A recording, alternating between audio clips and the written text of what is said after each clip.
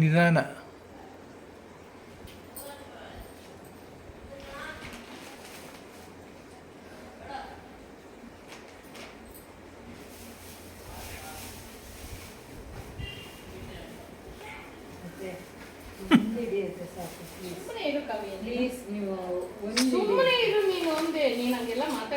ಆ ತಟ್ಟೆ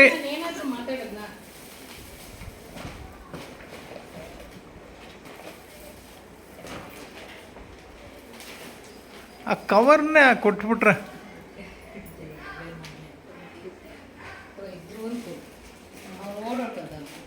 ಅಲ್ಲಮ್ಮ ಇಂದು ಆ ಕವರ್ನ ಇದರಲ್ಲೇ ಹಾಕ್ಕೊಡ್ರಿ.